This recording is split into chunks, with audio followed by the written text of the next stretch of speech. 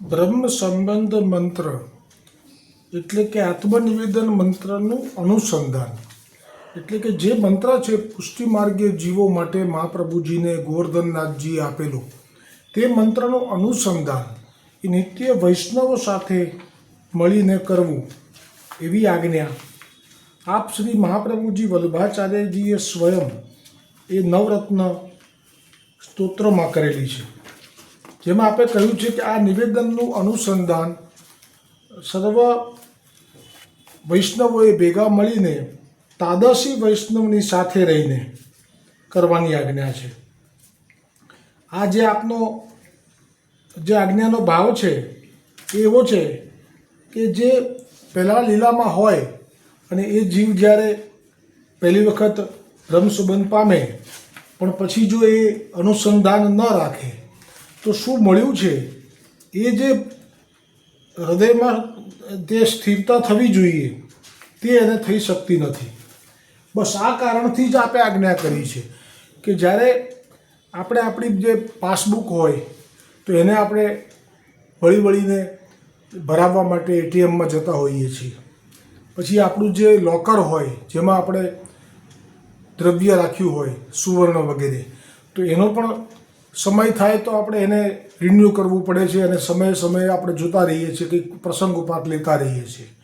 તો આ તો લૌકિક થયું, પણ આ તો એવું મળ્યું છે કે જે ખરેખર જ બીજા અન્ય માર્ગીઓ માટે પણ દુર્લભ છે. નહીંતર તો આપણે બધાને બ્રહ્મ સંબંધ આપી દીધો હોત. વસુદેવદાસ છકડાએ વિનંતી તો કરી જ હતી કે મારા માતા પિતાને આપો, પણ ન આપ્યો. અને પડોશમાં રહેતા ગોરજા સમરાઈને તો કહ્યું કે આવો આવો તમે તો અમારા છો. તો આ જે વચન છે એની જે મહત્તા છે એ આ બ્રહ્મ સંબંધ મંત્ર એ વારંવાર એનું અનુસંધાન કરવાથી પ્રાપ્ત થાય કે આ પ્રેમ બધા માટે નથી. આ પ્રેમ સિલેક્ટેડ લોકો માટે છે. અને સિલેક્ટેડ એટલે કે પૂર્વે લીલામાં હતા અને હવે એમને લીલામાં લઈ જવા માટે સાક્ષાત પ્રભુએ જ સ્મરણ કર્યું છે.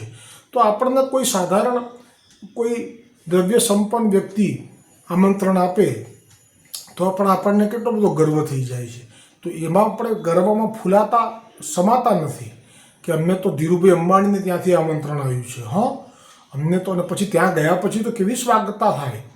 એ જ્યારે પ્રવેશ કરે ધીરુભાઈ અંબાણીના કોઈ પ્રસંગમાં, લગ્ન પ્રસંગ હોય કે કંઈ પણ, તો એમાં જે એનો જે ઠઠ્ઠો હોય, એનો જે જાઓ જલાલી હોય એ કેવી હોય કે ત્યાં જવા માટે તો મોટા મોટા નેતાઓ, અભિનેતાઓ એ પણ ઈચ્છુક હોય.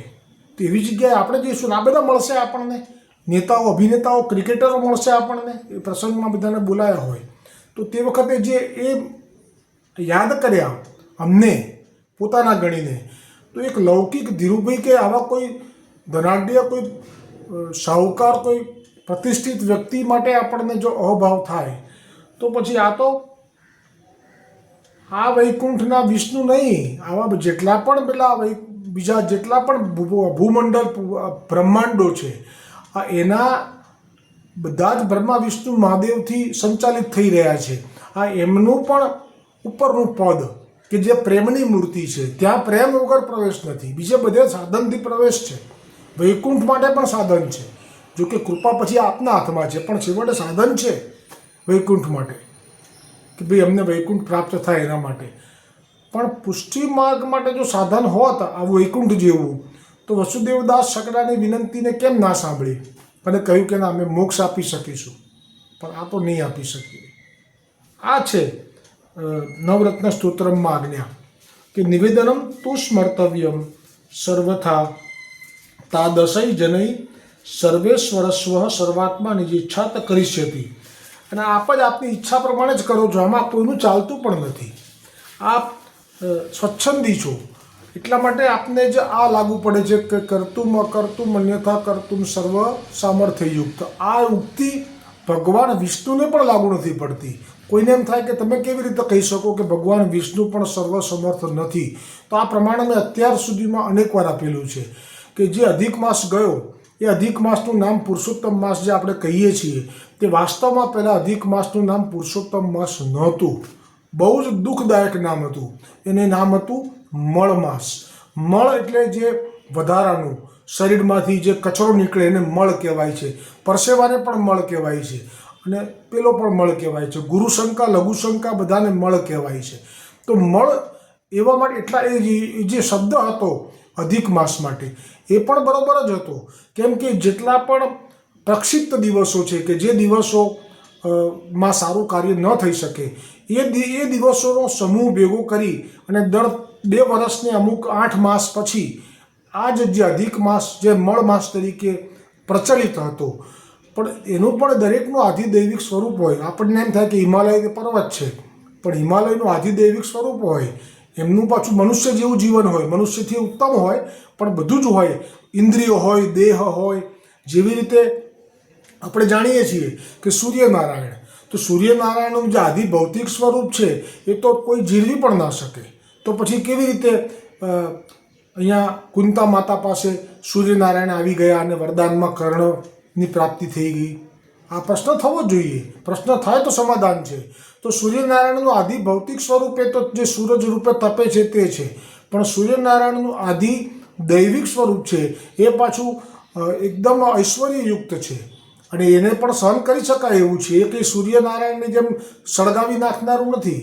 એટલા માટે એ સ્વરૂપ જ્યારે પ્રગટ થયું દૈવિક, અને કુંતા માતાને કહ્યું કે તમે મને કેમ બોલાવ્યો, તમે મને આહવાન કેમ કર્યું? તો કુંતા માતાને જ્યારે દુર્વાસા મુનિએ જાણ્યું કે હવે આમને ત્યાં જે પ્રગટ થશે 5 એ દેવતાઓથી થશે અને એ જ મહાભારતમાં સહાયરૂપ થશે, એટલે આપે એમને વરદાન આપ્યા. સેવા કરી છે કુંતા માતાએ ખૂબ દુર્વાસાજીની, પણ દુર્વાસા મુનિએ પણ સમજીને વરદાન આપ્યા કે તમને આ 5 જે દેવતાઓ છે એમની પાસે જે માગશો એ વરદાન તમારું સાર્થક થશે.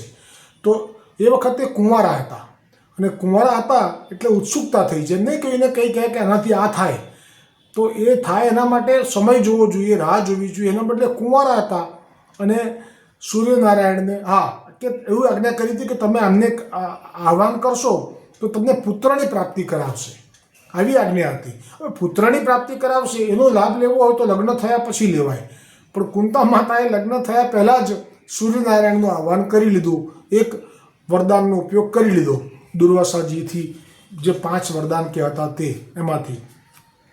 અને તરત જ સૂર્યનારાયણ કહે છે કે તમે મને બોલાયા છે તો મારું આવવું નિષ્ફળ નહીં જાય. જેમ દ્વારિકાધીશજીએ વનમાં જઈને રૂકમણીજી 16,108 રાણીઓ વતી રાસ કરો એવી જીદ કરી અને સમજાવ્યા કે તમે નહીં આવી શકો, તો કે ના કરો, અમે આવીશું, અમારે જોવાનું આવું કે ના આવવું, ને જીદ કરીને સ્ત્રી હઠ કરીને જે રાસ માટે આપણે સંકલ્પ કર્યો બેણુનાદ કરીને, આ લોકો ન આવી શક્યા, પણ પ્રભુનો સંકલ્પ નિષ્ફળ ન જાય એટલે આપણે યોગ શક્તિથી કુમારિકાઓને અથવા તો ગોપીજનોને બોલાવ્યા, અને પછી રાસ થયો, અને વિરહમાં પછી એ લોકો પાછા ન ગયા, ત્યાં માટી થઈ ગયા, એટલે ચંદન તલાવડી નામ છે, ચંદનની માટી રૂપ થઈ ગયા. આજે પણ એ ચંદન ગોપી ચંદન કહેવાય છે. સંકલ્પ મિથ્યા ન થઈ શકે. સૂર્યનારાયણે આવીને સંકલ્પ માટે કહેલું કે તે ભૂલ કરી છે, તો હજી કુંવારી છે, પણ તને પુત્ર પ્રાપ્તિ થશે. દુર્વાસા મુનિનું વચન, શિવજીનું વચન, દુર્વાસા એટલે શિવજીનો અંશ અવતાર. તે પછી જે ગર્ભ રહ્યો, જે પુત્ર થયો, બધું જ ખાનગી રાખવું પડ્યું. મોટા ઘરની મોટી વાતો એક પેટીમાં પધરાવી, જળમાં પધરાવી દીધા. કોઈ રાધા નામની સ્ત્રી અને કોઈ એનો પતિ હતો, વૈશ્ય હતો, એમણે આ જળમાંથી પ્રાપ્ત કરી અને ઉછેર્યા, પણ તે જ ક્યાં જાય સૂર્યનારાયણમાં. એટલે તો એમને સૂર્યનારાયણે પ્રસન્ન થઈને કુંડળ આપેલા, જેને કારણે તો એ રક્ષિત હતા યુદ્ધમાં પણ, એ ઉતરાવડાવી લીધા શ્રી કૃષ્ણએ, કારણ કે સિવાય તો યુદ્ધમાં. તો આ બધી જે વાતો છે એમાં મૂળ વાત છે કે જે કુંતા માતાએ સમયે માગ્યું અને છેવટે એમને તેની પ્રાપ્તિ થઈ ગઈ, અને પણ છેવટે એ બધું ભોગવવું પડ્યું, બધું ગુપ્ત રાખવું પડ્યું. 5 પાંડવોને પણ ખબર નહોતી. એ પાંડવો પણ પછી દેવતાઓથી જ પ્રગટ થયા છે. વાયુદેવની આરાધના કરી તો ભીમ પ્રગટ થયા છે, ઇન્દ્રદેવની આરાધના કરી તો અર્જુન પ્રગટ થયા છે, અને નકુલ સહદેવ એ અશ્વિની કુમારોની આરાધના કરી તો એમનાથી પ્રગટ થયા છે. તો આ જે કંઈ પણ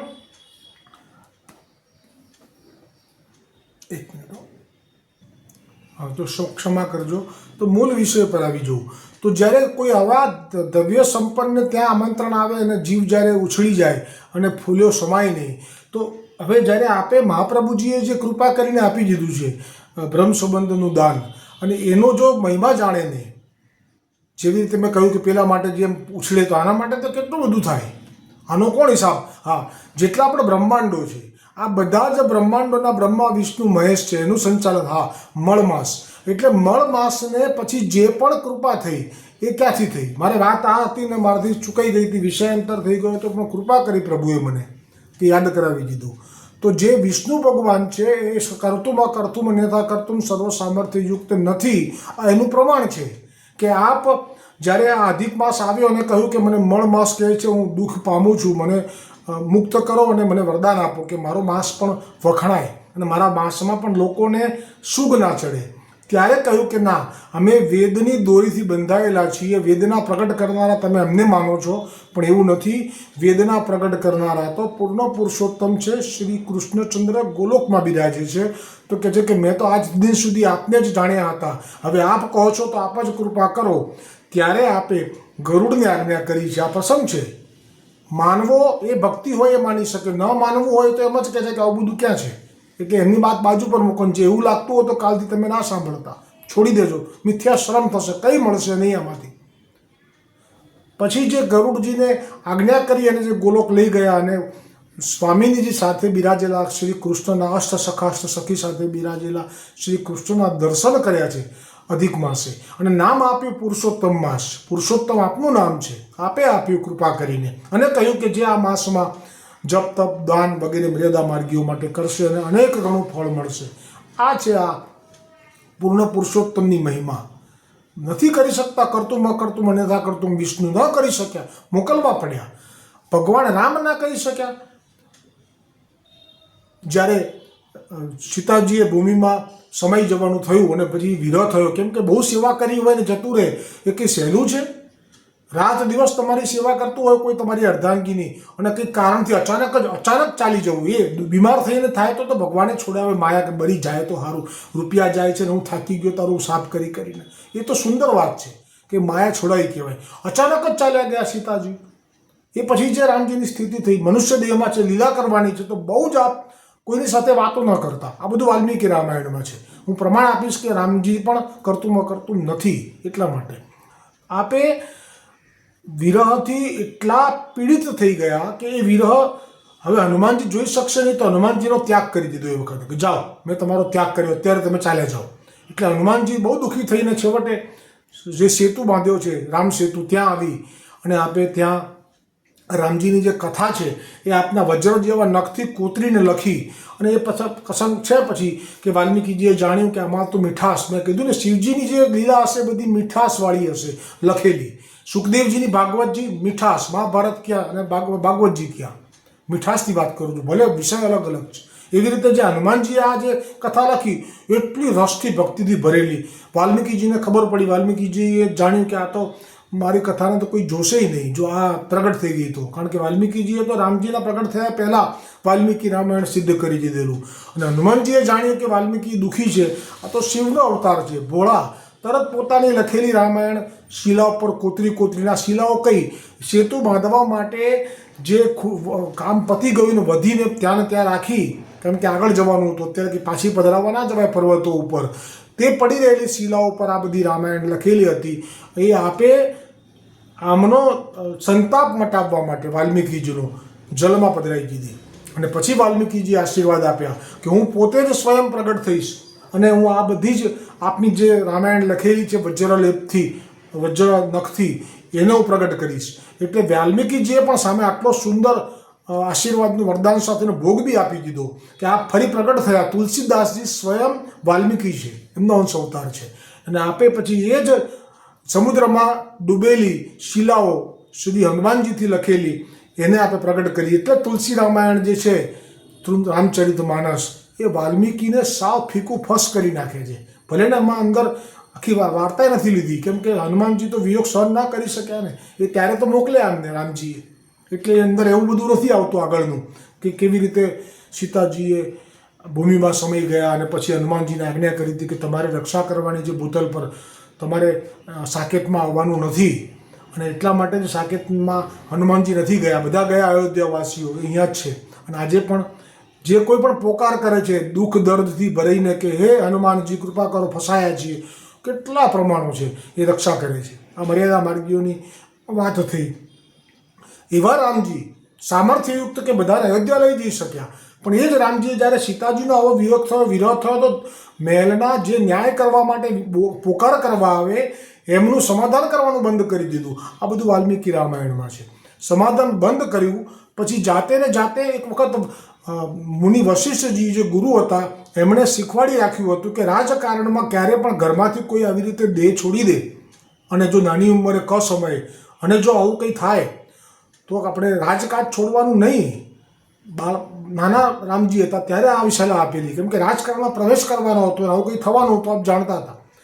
તો કે છે કે એવા સમયે જો એવું કરીએ અને જો આપણે એમને ન સાંભળીએ તો શું ગતિ થાય, એમ કરીને વશિષ્ઠજીએ ભગવાન રામજીને આજે પેલો રાજા કાચિંડો થઈને પડ્યો અને ભગવાન શ્રી કૃષ્ણએ જે હસ્ત લાંબો કરી યાદવોની કહેવાથી એનો ઉદ્ધાર કર્યો અને પછી જાણ્યું કે એણે તો આટલી ગાયો દાન કરી હતી, પૃથ્વીની રજ ગણી શકાય એમ કરીને જે ઉપમા આપી હતી, એ જે રાજા છે કે જે કાચિંડો થઈને પડ્યો કેમ, એ વાત વશિષ્ઠજીએ રામજીને કરી કે જો જીવનમાં ક્યારેય પણ આપ રાજ્યની ગાદી પર બેસો પછી કોઈ આવું થાય અને જો તમે આવી રીતે કોઈ આવું થાય એટલે કંઈ પણ કારણથી તમે જો કોઈ સમાધાન ન કરો પ્રજાનું તો શ્રાપ આવે છે અને એવો ભોગવવો પડશે કે જો આ કાચિંડું. તો કે શું થયું હતું? રામજીએ પૂછ્યું. કુતુલતાવશ, આ તો લીલા છે, બધું જાણે છે.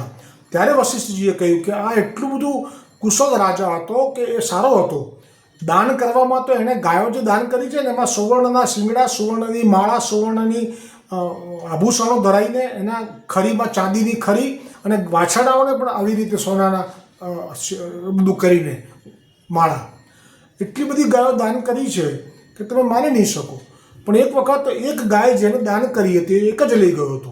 એ સંતોષી હતો અને હવન માટે જોઈતી હતી. હવે એની ગાય એક વખત એવું થયું કે ત્યાંથી છટકી અને બીજો એક જે આવ્યો ઋષિ, એને અનેક ગાયો લીધી. એ સંતોષી નહોતો, બહુ લીધી. એની જોડે પેલી ગાય બળી ગઈ. હવે પેલાને તો સંકલ્પ હતો એટલે એ ગાયથી જ હવનનું અવિષ્ય એટલે કે દૂધ ઘી બધું પ્રાપ્ત કરવાનું હતું. એ ગાય ન મળી એટલે એ રસ્તામાં નીકળ્યો, જોયું તો આ બધાની જોડે ગાયો જે લઈને જતો તો પેલો બીજો મુનિ, એની જોડે આની ગાય ભળેલી જોઈ ગયો. આ કે છે આ મારી છે. પેલો કે છે ના, મને હમણાં રાજાએ દાન આપી છે, તમે પૂછી લો. ચલો, બધા પાછા આવ્યા. હવે એ વખતે આ જે રાજા છે કે જે વશિષ્ઠજી રામજીને કહે છે કે એનું કર્તવ્ય ચૂકી ગયો અને એ પોતે ભોગવિલાસમાં ડૂબ્યો એમ માનીને કે આટલું દાન કર્યું છે, આટલું બધું મેં બધાને મદદ કરી છે, મારું પાલન મેં કર્યું છે પ્રજાનું, અત્યારે કોણ બૂમ પાડે છે? આ ભલે પાડવા દો એમ કરીને જે સ્ત્રી સાથે સહવાસમાં રંગરેલિયામાં ડૂબ્યો ભોગવિલાસમાં. દરવાજે 3 દિવસ સુધી એ બંને મુનિઓ ઊભા રહ્યા, પણ આ અહીંયાથી ન ગયો, એવો પડ્યો રહ્યો. જાણી લીધું કે આવો છે એટલે કહ્યું કે તું કાચિંડા જેવો છે. જો કાચિંડાની યોની આપી જેનું કારણ છે આ કે કાચિંડો રંગ બદલી નાખે. તમે કાચિંડાને અત્યારે જુઓ ને થોડી વાર રહીને જુઓ ને તો રંગ બદલાઈ ગયો હોય. કાચિંડા પાસે આવું સામર્થ્ય છે. એટલા માટે થઈ અને જે કાચિંડો કહી અને કીધું કે તું કાચિંડો થઈ જા. આ જ્યારે વચન નીકળ્યા એ મુનિનું તો તપ બ્રહ્મ તેજ હતું. આ વાત જાણી રાજા સુધી આવી ગઈ. રાજા એકદમ પગમાં પડ્યો અને કીધું કે આપ જે કહો છો એ સાચું છે, હું કાચિંડા જેવો જ છું. આવા સમયે આપ 3 દિવસથી અહીંયા ભૂખ્યા તરસ્યા ન્યાય માટે ઊભા રહ્યા કે કઈ ગાય કોની અને શું, અને આપને હું આવ્યો નથી તો આ મારું જે કર્મ છે હું ભોગવવા તૈયાર છું, પરંતુ આપ એવી કૃપા કરો કે મારો ઉદ્ધાર પણ થાય. ત્યારે શું આજ્ઞા કરી? વચ્ચે રામજીનો અવતાર છે. જો આ કથા જ રામજીને કરી રહ્યા છે વશિષ્ઠજી, તો પણ કહ્યું કે તમારો ઉદ્ધાર પૂર્ણ પુરુષોત્તમ શ્રી કૃષ્ણચંદ્ર કરશે. અને એ કથા રામજી કરી રહ્યા છે લક્ષ્મણજીને. હવે કે જો આપણે હવે બહુ બેસી ના રહેવાય મહેલમાં, કોઈ આવતું હોય જતું હોય દુઃખી, આપણે મને મદદ ના કરીએ તો વશિષ્ઠજીએ ગુરુજીએ શું કીધું હતું કે આપણી પણ અધોગતિ થઈ જાય. ચાલો, તો આ વાલ્મીકી રામાયણનો પ્રસંગ આવે છે. તો રામજી પણ તે વખતે કૂવામાં જઈ હાથ લાંબો કરી એનો ઉદ્ધાર નથી કરી શક્યા. એટલે કે રામજી પણ કરતું અન્યથા કરતું સર્વ સામર્થ્ય યુક્ત નથી. તો આપણને કોણ મળ્યા છે? આ સત્સંગ એના માટે છે કે ભગવાન શ્રી કૃષ્ણની વિકુટા પડે હજારો વર્ષોનો સમય વ્યતીત થવાથી ભગવાનની પ્રાપ્તિને માટે હૃદયમાં જે તાપ ક્લેશનો આનંદ થવો જોઈએ તે જ એને તિરોધાન થયો છે. તેવો હું જીવ ભગવાન શ્રી કૃષ્ણને દેહ ઇન્દ્રિય પ્રાણ અંતઃકરણ તેના ધર્મો સ્ત્રી ઘર પુત્ર કુટુંબ ધન આલોક અને પરલોક આત્મા સહિત સમર્પણ કરું છું. આ સમર્પણ કરાયું છે મહાપ્રભુજીએ. તમને વિઝા પાકા મળી ગયા છે. હવે તમારું બન શું કરવા ભટકે. જેવી રીતે પુલિંદી રામજીને જોઈને વનવાસના દરમિયાનમાં ભાવ કરી બેઠી કે ના મળો તો મરીએ છે, તો કે ના જીવજો અને દ્વાપરમાં તમારું કલ્યાણ થશે. હવે જ્યારે પુલિંદીજનો શ્રી કૃષ્ણને પ્રાપ્ત કરી લીધી, હવે શું કરવા રામજીના દર્શન કરવા જાય. એક વાક્યમાં સમજાય તો વંદન છે, ના સમજાય તો ભગવદ ઈચ્છા. બોલો ગોવિંદ ઘાટ કી જય હો, બ્રહ્મ સંબંધ મંત્ર કી જય હો, વલ્લભાધીશ કી જય હો, ગોવર્ધનનાથ કી જય હો.